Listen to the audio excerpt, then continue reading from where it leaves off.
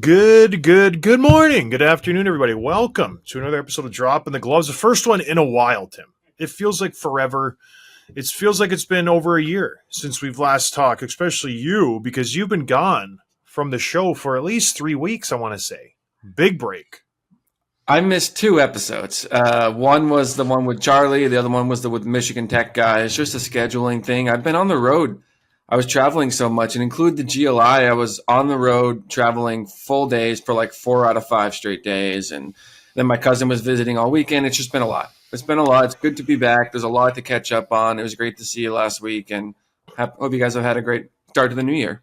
Yeah, it has been good. It was nice to see you. I know the GLI is a little truncated for those of you who don't know, but Tim gets there a little earlier than I do. Typically, I show up and just go right to the rink and we get the show going and everything. And I wish we could have some time. And you had your wife and her family there. I got to meet them. Sorry, not your wife. That was a Freudian slip. I did not mean to say that. You had your girlfriend there and her parents, so I got to meet them.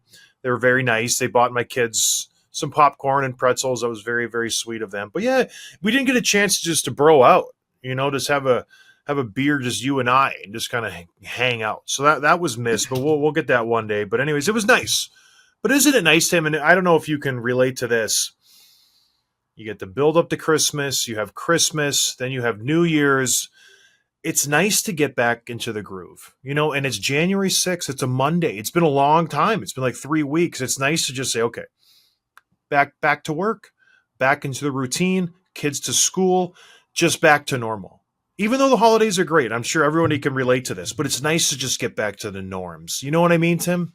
Yeah, I wasn't home for almost 3 weeks, so it's really good to like just get up early, get back into my routine, eat healthy. Just yeah, the structure and the schedule. I really missed it. So, and this is a big part of it. I'm glad that we're back taping a show, and there's like you said, there's so much to talk about. Oh, there's a lot, especially talk about getting back into a routine. When I was a kid, Christmas break meant one thing. Yes, presents, Santa, all that stuff is great.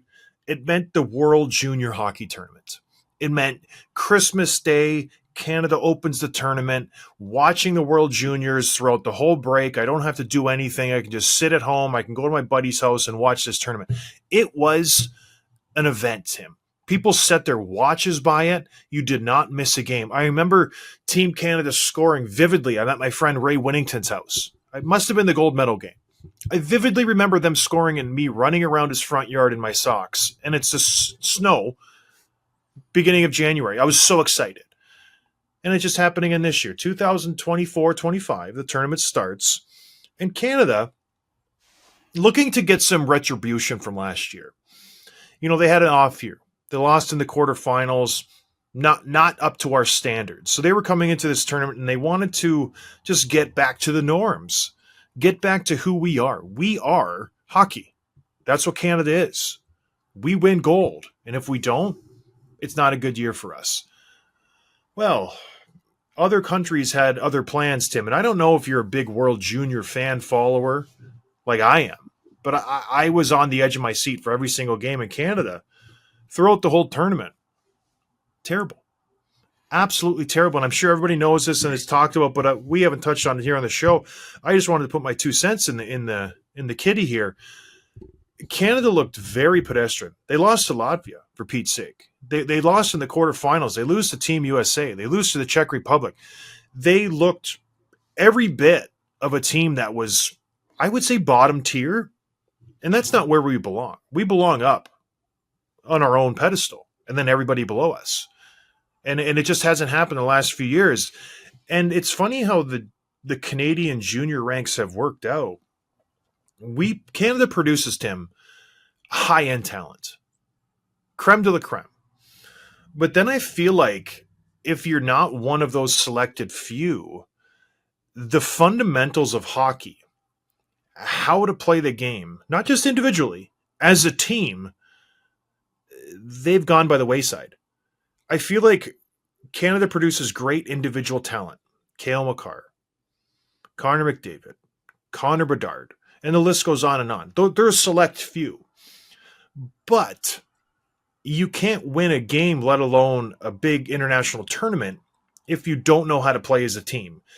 And I feel like that's where Canada is coming up short where you look at Team USA, you look at Finland, you look at Sweden, Czech Republic, even Latvia. When they played Latvia, Latvia had 2 guys who were drafted to the NHL. 2. Canada had, I think, everybody first rounders, the whole team, and they lose in a shootout. It should never happen. It was the biggest win in Latvian hockey history. It was. So back to my point, I feel like the problem in Canada is we are producing good individual talents. They can toe drag. Their stick skills are incredible. Their footwork is phenomenal. Put them on a team. Put them on a line. Put them on a 5-man unit on the power play. They don't know how to do it. They don't know how to play as a team. And it was evident. It just didn't work. And then to compound on top of that, all they want to do is get highlights. They want the highlight hit. They want the highlight goal. They want the coast to coast. They want to stop up at the blue line and toe dangle the guy and go in and deke someone out. And they want to be on Sports Center. That's what the kids want.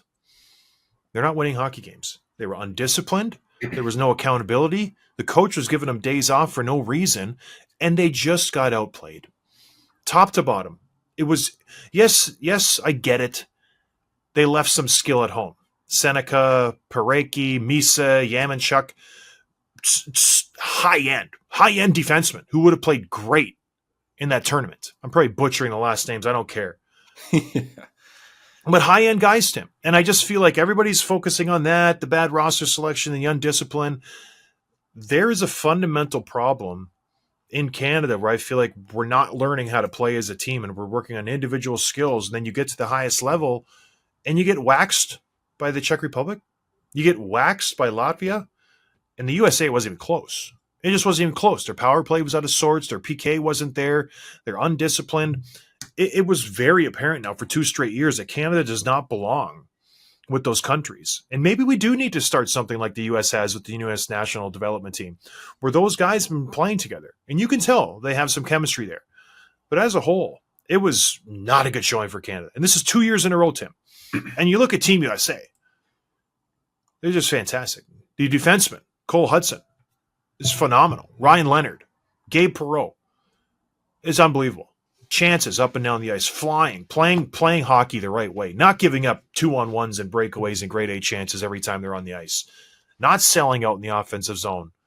Their defensemen making smart plays, not going knee on knee, not taking runs at guys. It's the international game. You can't do that. The refs are going to call it tight. It was a poor showing for Team Canada, and I think everybody's focusing on the wrong part. Oh, the GM, the coach, the roster development, they went for this instead of that. I think this is a fundamental problem that starts right from the minors in Canada. They're developing individual skill, and the kids don't know how to play a team game. That's just my take. Maybe I'm wrong, but it's glaring the last 2 years where countries that do harp on the fundamentals, they've lapped us. They're better than us now. Finland, Sweden, they're better than us. USA, they have a national development program. Canada is no longer, Tim, and it's hard for me to say this, no longer the top dog when it comes to hockey. And don't get me started on our goaltending. So that's my take. I know you didn't follow too closely as I did, but it was definitely a pill to swallow if you're a Canadian fan like I am and Canadian. So what did you take? What was your take on it, Tim? Well, that was a great summary, and to your point, like this is such a big part of the Canadian, holiday experience. Watching these games every year, I wouldn't say more than every other country, but certainly more than the U.S. Like it's not drawing the TV crowds and everything, but for the players, it's obviously huge. I didn't watch all of the games, unfortunately, just because of travel, but I followed the games, in the story pretty quickly. And one of the things that came out of Canada losing those games were like 2 main arguments, and they're kind of opposing each other. The first one is the roster selections, the players that were left behind, the guys that were included that shouldn't have been, and you can even expand that to like the coaching and the system and that sort of thing. And then the guys like that should have been there that weren't, like the really high end talent, including like one of the top scorers in the entire CHL. And then you expand that a little bit bigger to the other argument, which is what your point is of like Canada hockey as a whole. It's the way that the players are coming up. It's the way that anything to do with like the young personalities to the style of play and what they're looking to do, like the highlight reels and what has been called Instagram hockey lately. But it sounds like you are more on the second half there. It's not. It's. I mean, surely there were some roster holes, but it was more about Canada hockey as a whole and the other countries passing them. And this kind of ties into what we talked about with the Four Nations rosters and then upcoming Olympics. Is like Canadians goalies used to be Luongo, Brodeur, and whoever else, right? Price and even Jocelyn Thibault, and we had stacked goaltenders. Price, yeah. And now it's like, okay, and who's their goalie? And it seems like other countries are passing them. And it's not going to be a popular thing to say that Canada is no longer the top dog because it's really the biggest thing they have when it comes to sports. But it's hard to look at these rosters. Everyone's talking about Team USA and Team Finland, Team Sweden. Team Canada is obviously very, very good, but they're top heavy. You go back 10, 15 years, their fourth line was like LeCavier and Iginla, and now it's not. And so it's weird to think that they're not the top dog anymore, but it feels like we're at that point. And I don't want to gloss over how they approached this tournament with the roster selection, because I do feel like when it's the best on best, and you can tell this is how they approached the Four Nations Cup too. They went with grit. They went with just grizzled vets and guys who can play in the hard areas in Game 7. I feel like that's a mistake. This is the best of the best, and you play one game. You can't wear somebody down over 7 games. That's not what this is. It's a one-and-done game. So I feel like that was a mistake, too, with the Four Nations team for Canada's pick, and it was here, where they went for the big, rugged defenseman. They went for the big power forwards up front, where maybe they left off the more skilled defensemen who would have been better suited on the power play, would have been able to help them score a goal. Canada finished him in 5 games. They had 13 goals for. 13. They would score 15 goals the first game when I would watch them as a kid. They would beat Latvia or whoever it was 15-2. That was just, okay, the opening game, let's get stretch it out and just wax some B-League country, Switzerland or Germany, and just take them behind the woodshed. And they got 13 the whole tournament. It's not good enough. So you have to, I think, prioritize skill over rugged power forward. And don't get me wrong, because they have done this in the past, it's been successful. But the rugged forwards they had in the past were like Lindros and Brendan Shanahan and these big rugged guys who could still put points on the board. I think you have to be careful when you do that selection. It just didn't work the last 2 years. Something has to change. Canada hockey is very stubborn. I don't know what they'll do. They'll probably blame the coach, although the coach won gold the last time he coached. So it's unfortunate. They looked very bad. And if you want to put a positive spin on it, you could say, okay, the rest of the world is getting better. And that's probably true too. Like, you want Germany to get better. You want Czechia to get better, and Switzerland and even Latvia. Like, it's a good thing that all these other countries are developing their programs and creating a more competitive atmosphere. But at the end of the day, Canada expects to win every time they touch the ice, no matter who they're playing against. And it actually reminds me of, it was 2012 or 2016, one of those Olympic years, where the Team USA I think it was 16, because it was the year they didn't even medal. And they brought a team, they built their roster as if they were trying to compete for like a 7-game Stanley Cup final series or something. Yeah. And they're bringing and no disrespect to these guys, but like the JVRs and Callahans and all these physical guys. David Backus and leaving behind Phil Kessel in his prime. Yeah. And Kyle Okposo, who at the time led all American goal scorers. And so it's like weird that you think, and then you get surprised when these guys are just, and it was at a bigger ice at the time, just running laps around you. And maybe in like a 7-game series, you would have done okay, but it's too much skill and too short of a tournament to leave your best players behind. And it just never works out that way. Yeah, it is what it is. But then you can look at the good side. The USA was dominant. They were fun to watch. They were so skilled, so dynamic, and just so disciplined. It was a smart game from them. Their power play was lethal. And if they went on the man advantage, they made you pay. They didn't give up much. But boy, what a final game. It was just a fun game for them in the finals versus Finland. It was really good. Poor Finland. I thought they were gonna win. USA comes back, wins the game, but very, very fun. The kid in the 3-on-3 hasn't scored all tournament. It was just a fun game. Fun tournament. I love the World Juniors. I really do. It's almost more enjoyable than the Olympics for me. It's just the passion, the complete enjoyment of the crowd. Everybody's family's there. You can just tell everybody's pulling for these kids. All right, moving on. Back to the NHL. It's been a minute. And my man, Alex Ovechkin, he can't stop scoring. He missed 6 weeks, roughly, 15 some games. Hasn't missed a beat. He's been back 5 games. He scored 4 goals. Nobody wants to guard this guy. He needs 19, 23 to break the record. He's got 19 this year, so he needs 23 goals. Now, I feel like it's not a question of if, it's when. Like, this guy will break the record unless he gets hurt again because he can't stop scoring. The Washington Capitals, Tim, without him, we're a dangerous team. They're playing really, really good hockey. Logan Thompson, Jacob Chychrun, friend of the show, Matt Roy. Pierre-Luc Dubois having a great season after just a failure in L.A. They're playing great hockey. First place in the Metro, which is maybe not as strong a division as we thought it was, but still, they're playing great. They're first place in the East, for Pete's sake.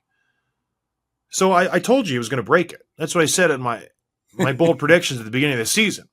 Do you think, Tim, he will do it this year? I do. He has 43 games left to score 23 goals. So far, he's scored 19 goals in 23 games. And I don't want to gloss over too quickly the fact that you just called it when, not if. This is a big moment from you. You've been for 3 years saying he's not going to do it. He's not going to do it. Doubling down every time there's a chance to right the ship on your predictions. So I want to point out and acknowledge the fact that you are now saying that you are wrong. And the look on your face is hopefully just accepting that fact and not being mad at me. I'm just pointing it out. Why do you do this? You have dug in way too long, too hard to just gloss that over. It's very, very important. If you're a friend of the show and you're a part of our Patreon, you know my thoughts on this. Yeah. Yeah. So I'm not gonna go down this road with all you other cheapskates who won't join our Patreon for $5 a month. My kids got to eat. But anyways, it's exciting to see. It's a record that no one thought would ever be broken. Me especially. I had 100% confidence that he would not break this record. And now here we are. He literally does not stop scoring. It's very remarkable that he's able to do this at his age. So good for him. And he's not a hindrance to the team like he was last year, where everybody was force-feeding the puck. Like, he is actually getting them organically. And the Washington Capitals are a successful team. And don't look now, they could be a Stanley Cup contender once we get to March. So it's a fun run. It's nice to see the old guard having some success, because I had written off the Washington Capitals 2 years ago, saying they need to rebuild. This team stinks. What they're doing is wrong. And all of a sudden, they just press the fast forward button on this rebuild, and they hit the fountain of youth, and they've gotten some luck with the LTIR with a couple players. And now here we are. They're first place in the Eastern Conference. So don't look now, Tim, but their arch nemesis, what are they doing? Yeah, the Penguins have surprised everyone over the last couple of weeks, and I didn't really pay close enough attention during the holidays. 10-4-1 in their last 15. They've stepped up from the basement of the East to grab the second wild card as of today. And the two main players are first Sidney Crosby. The guy just obviously doesn't age. 42 points in 41 games. He looks phenomenal because Malkin slowed down. But the other one is Erik Karlsson. After a really slow start, both offensively and defensively, he's looked excellent. 9 points in his last 9 games. He's been a huge part of the reason that they're winning so much. And now I think hockey and the playoffs are better if the Penguins are in it. If I'm a betting man, I don't know that they hang in there. That's going to be really, really tight race. There's a couple teams right behind them, but it's cool to see them winning. It's good for hockey if they're in that race. Yeah, well, looking at the stats, really looking at them, the teams behind them are kind of hot garbage too. One team that has been really good, and on our Patreon, we got to cut a couple Ottawa Senators fans who really make us keep an eye on them. The Senators have been playing really good hockey, and they're only 1 point behind them. They have 3 games in hand, but the New York Rangers, we need to dig into this a little bit. The slide that they are on is historic, absolutely historic. They started the season 15-3 or something. They started it hot, and they've just done nothing but lose, Tim. The last 2 months, they're 3-7 in their last 10. Shesterkin's out. These guys suck. They're terrible. They get rid of Kakko. Their guys are just begging to be traded now. Trouba's gone. Guys want to leave the New York Rangers. That's how bad this team is. But when you look past the Pittsburgh Penguins, who sit in the second wildcard spot right now, and it is, just so everybody knows, it's okay to do this. We are halfway through the season. You need to start trying to figure out where your team is. It's okay to start playoff sniffing. The Senators? What? The Blue Jackets? Excuse me? And then Patrick Laine's team, the Montreal Canadiens, have been playing fantastic hockey ever since he's been back. He has been a lightning rod for this team. Unfortunately, he's been out. I think he missed the last couple games, but the Canadiens are still really, really good. Their goaltending has been phenomenal. This team, Tim, I'm not gonna jinx them. I think they will make the playoffs. I think they're playing really solid hockey. Marty St. Louis got these guys humming. Cole Caulfield cannot stop scoring. They're a fun team to watch. When Laine's in there and everybody's going, Lane Hudson has taken over the reins for Matheson a little bit. But even then, Matheson's a good defenseman. This Canadian team, I've been saying it for years. Yeah, sure, yeah. Good hockey team. No, they are a good hockey team. They're a fun story. If I'm a betting man, I would pick Ottawa over them. I think they're also a more fun team to watch and a team that I'd rather watch play in the playoffs. We talked about that quite a bit. But then you mentioned over the Rangers. You scroll all the way to the bottom of the standings, and all three teams at the bottom of the East are from New York. You got the Rangers, who are 3-7-1 in their last 10. And they've been doing that pace for about, 2 months now. And you kind of think that maybe trading Kakko and Trouba would sort of shake things up, light a spark onto them. It hasn't. Nope. They've actually been worse. And then right behind them, the Islanders, and then right behind them are the Sabres, the poor Sabres, the Buffalo team that just can't do anything right. So, yeah, not a good time to be a New York fan, no matter which team you root for. I actually have had people pinging me to throw my ring in the hat for the Sabres coaching job because they just assume Lindy Ruff's going to be fired soon. I was like, I wouldn't do that. I wouldn't wish that on my worst enemy. It is a career ender, I think, right now, if you get teed up to coach the Buffalo Sabres. You really do, I think, just want to be an NHL coach. It has to be a guy who has not been an NHL coach because it's just not a desirable position. It just really isn't. The poor Sabres. I love Buffalo. I want them to succeed. It's just tough to see where they're at.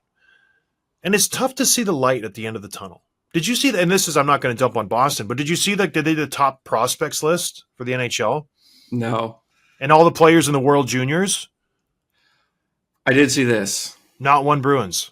I think they're the only team that weren't represented. The only one. The only one. Bad.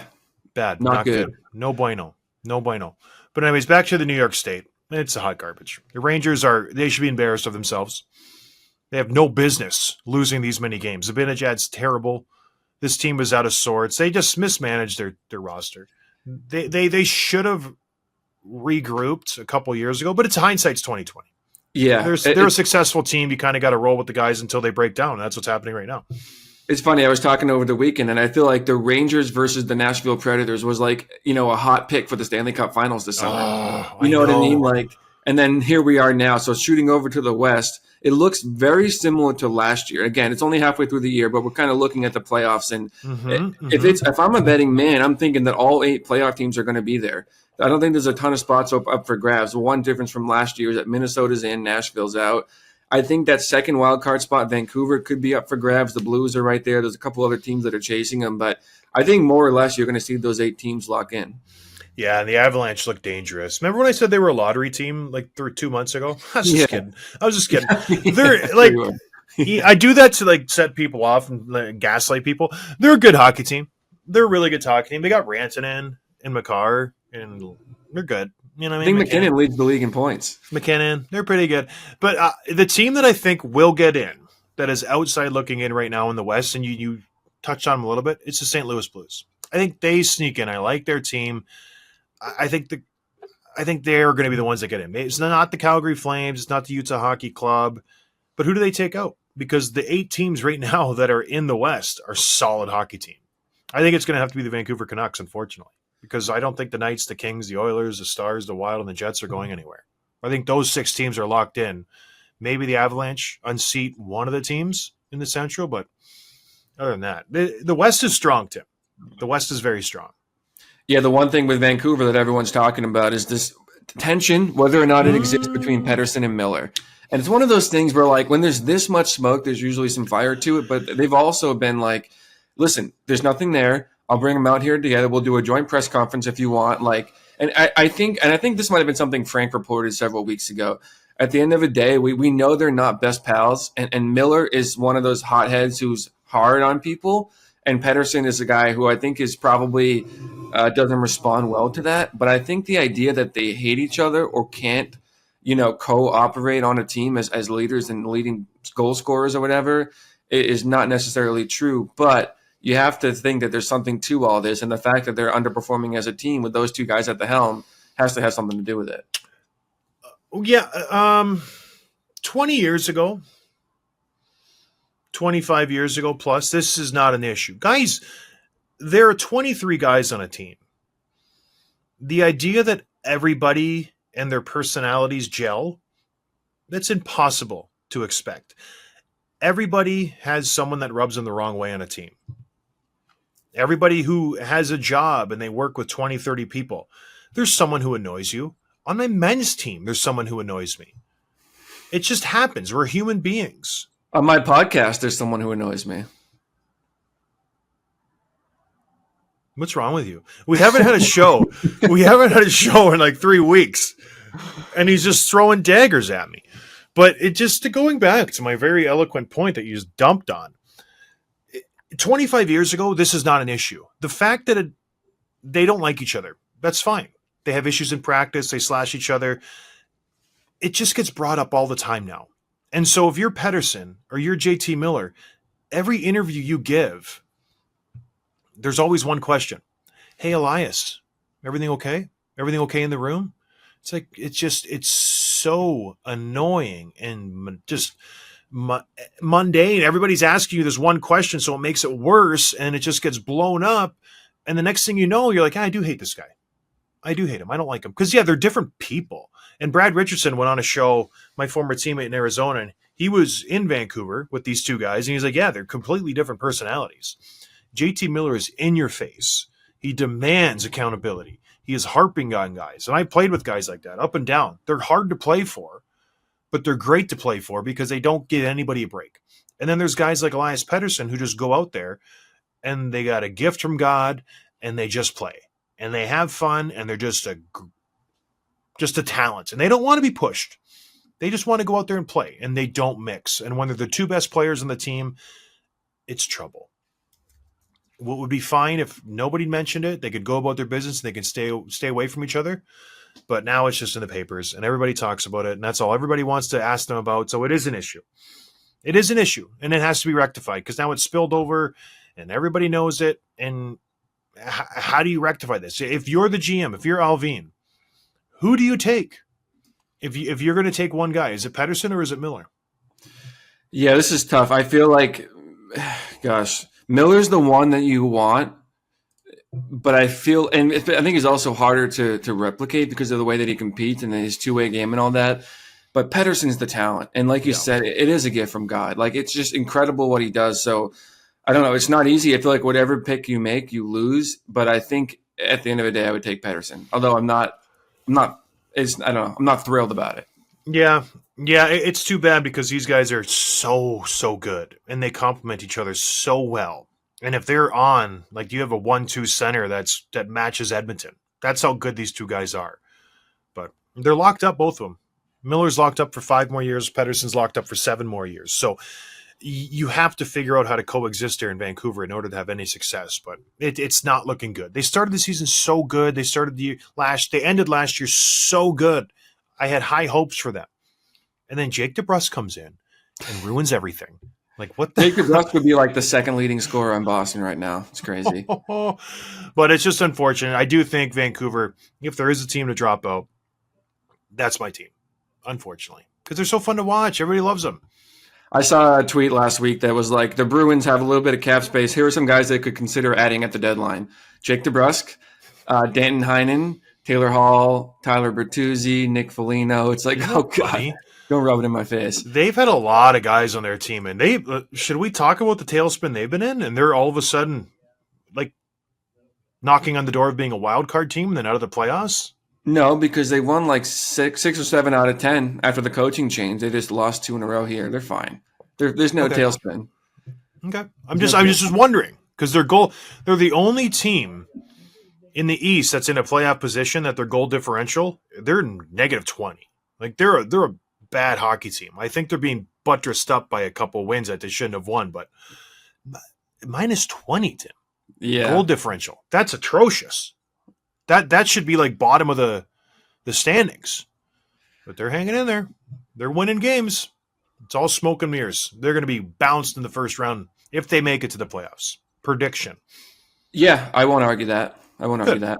Good. First time. All right, let's do some quick hits here, Tim. Let's ease into this. I don't want to go like an hour long. Let's ease into this first episode, and then we'll really hit it on Wednesday. Frank Vetrano signed the contract over the weekend, and this one's a little surprising. I need someone smart like you to explain it to me. He has a 3-year, $18 million contract. That makes sense, $6 million per. However, the deal carries an AAV of 4.57 with $9 million salary deferred, which is going to be $900K per year starting in 2035 for 10 years. So this sounds like, okay, he gets paid most of it over the next 3 years, and then you wait 8 years of nothing. He could not even be in the league anymore at that point. And then the Ducks are going to owe him $900K for 10 years. Is that right? Yeah. What's the thinking here? Well, he's assuming in 10 years, it works for the player, it works out well, and it works out for the team because they get this money deferred. They can use it to spend on other players. It works for Frank Vetrano because California income tax is, 50%, if not higher. And then it is a nice little pension for him when he's retired because that's where you feel the pinch, like I am right now. I'm about 6 years removed. I'm starting to feel the pinch. I'm like, holy crap, how do I make money? So he is going to have, what is it, for 10 years, he gets 900 grand. That's fantastic when he hits the age of like 35, 40. So it's a smart deal for him. He gets out of that salary cap, or excuse me, the income tax, and then he gets a nice little $1 million per year for 10 years when he has no income coming in. He's probably got kids and he doesn't know where he's going to make his money from. It's a smart deal from Frank Vetrano. I love that. I would have deferred everything if I could have when I was playing and just like lived off of my wife's salary, she was working at Boston Scientific. That would have been so great. But I like this. I think Shohei Ohtani was the first one to do this. If I'm correct, I'm sure there was other guys, but he was the first major star to do it. And especially if you play in a state that their income taxes are just outrageous, why would you not want to do this? Because I'm sure Frank Vetrano is going to go live in Dallas, Texas, or Florida, or Nevada, or some other state that has a low income tax that's way lower than California. It's a no-brainer. So good for him. Yeah, it's a cool story too. He was undrafted, played at UMass Amherst. Last year, he was at the All-Star game representing the Ducks. He's earning a bunch of money. I like seeing those underdogs thrive. So good for him. Came up with the Bruins. Yeah, he did. Yep. Yeah, he did. I remember just him. His thing was he just shot the puck from anywhere. If he was in the zone, he had the puck. He just fired it on net. He was just every shift. It was funny to watch. That's when Corsi was just so everybody was all in on the analytics because he came in right into the league was not when I was coming out, and we overlapped, I think, for 1, maybe 2 years. All everyone talked about was Corsi, how to increase your Corsi, because they didn't track really where you got your shots. They just tracked that you got a shot. So I remember playing with Kyle Chipchura, and Chippy was like, just shoot it from center. It counts as a shot on goal. And then at the end of the year, your Corsi's through the roof because you have like 3 or 4 shots on goal a game. I'm like, hey, is that how it works? He said, yeah.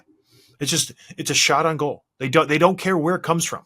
But now they've obviously increased the analytical data. They can tell, grade A scoring chances where you're shooting from. But back in the Stone Ages, it's like, yeah, just shoot it on net. Doesn't matter where. Just get it on net. And I still couldn't do that. But that's probably what Frank was doing when he was coming into the league. Just getting rubber to the net, baby. Get that Corsi up. All right. Linus Ullmark, what's going on with him, Tim? Yeah, he's injured. He's week to week. He hasn't played since he left during the first period of a game back on December 22nd, about 2 weeks ago. But before that, he was a huge reason that Ottawa's even closer to the playoffs. 8-0-1, 143 goals against, 954 save percentage. Doing that while Swayman was not playing his best was kind of painful for the Bruins fans. But they're right there behind the Penguins, just 1 point behind. And hopefully he's back quick because they need him. And then I looked at their schedule a little bit closer and looking at who they're playing. Obviously, they're a stretch to go to the wild card, and even if they do, no one expects them to win a game. And you look at their team, like, yeah, they've won a few games, but the last 5 games have been against good teams. That's the Blues, Stars, Wild, Oilers, and Winnipeg. They only won 1. So they're not beating good teams. They're not quite there yet, but hopefully they can sneak in and Linus can get back sooner than later. Yeah, he was a good pickup this offseason. Very, very good.